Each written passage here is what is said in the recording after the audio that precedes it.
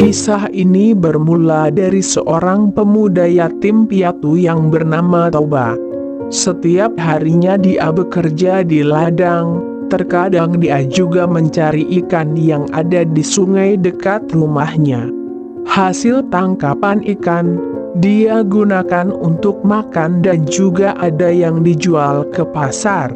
Suatu hari dia berharap akan mendapatkan ikan yang besar saat memancing.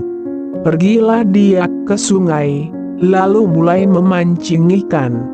Setelah beberapa saat, mata kail alat pancingnya dimakan oleh ikan. Ya, dia baru saja mendapatkan tangkapan ikan besar.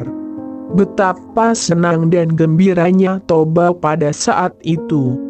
Kemudian, dengan sekuat tenaga dia menarik alat pancingnya dan benar saja, seekor ikan yang sangat besar menyangkut mata kailnya. Toba merasa ada yang aneh dan memperhatikan ikan hasil tangkapannya. Ikan tersebut berukuran sangat besar dan memiliki warna kuning keemasan. Apalagi saat terkena sinar matahari, ikan tersebut sangat berkilau. Setelah beberapa saat, dia melepaskan mata kail alat pancingnya yang menyangkut di mulut ikan tersebut. Pada saat mata kail sudah terlepas, tiba-tiba ada sebuah keajaiban yang terjadi. Ikan hasil tangkapannya berubah menjadi seorang perempuan yang sangat cantik dan memesona. Wajahnya begitu menarik perhatian Toba, karena kecantikannya seperti bidadari. Toba masih tidak percaya dengan apa yang disaksikannya.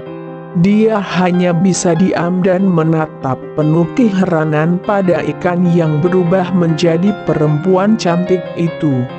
Lalu, perempuan itu berkata, "Tuan, aku adalah seseorang yang mendapat kutukan dari dewa, karena telah melanggar aturan. Lalu, aku akan berubah menjadi apa saja seperti siapapun yang menyentuhku. Karena Tuan telah menyentuhkan, maka aku berubah wujud menjadi sepertimu," kata perempuan cantik tersebut kepada Toba.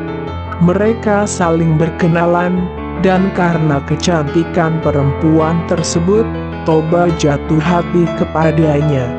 Kemudian, Toba menyampaikan maksud hatinya yang ingin menjadikan perempuan tersebut sebagai istrinya. Perempuan itu pun bersedia untuk menjadi istri Toba. Namun, perempuan itu mengajukan syarat kepada Toba untuk dipenuhinya. Syarat tersebut yaitu, Toba harus menjaga rahasia dari mana dia berasal. Toba pun menyanggupi syarat yang diajukan, dan akhirnya mereka menikah, serta hidup berbahagia, meski dengan penuh kesederhanaan. Kebahagiaan rumah tangga mereka semakin terasa saat lahir seorang anak laki-laki yang bernama Samosir. Samosir tumbuh sebagai anak yang sehat, tapi sayangnya dia sedikit pemalas. Bahkan, ketika dimintai tolong oleh ibunya untuk mengantar makanan kepada ayahnya yang sedang bekerja di ladang, Samosir pun kerap menolaknya.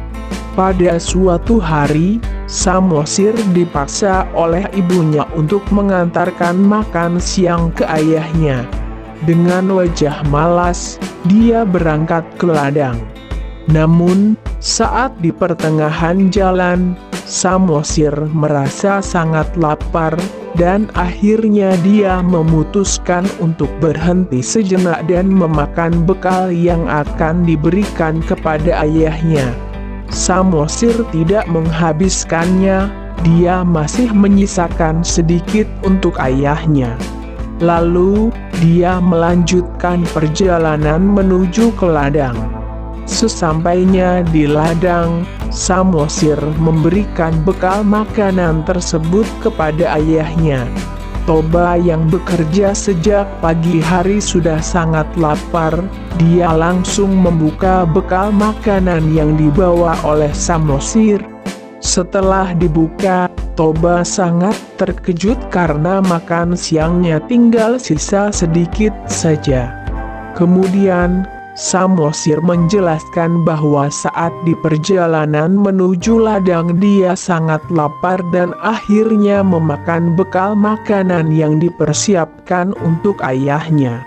Toba pun sangat marah dan memaki Samosir dengan berkata, "Dasar anak keturunan ikan."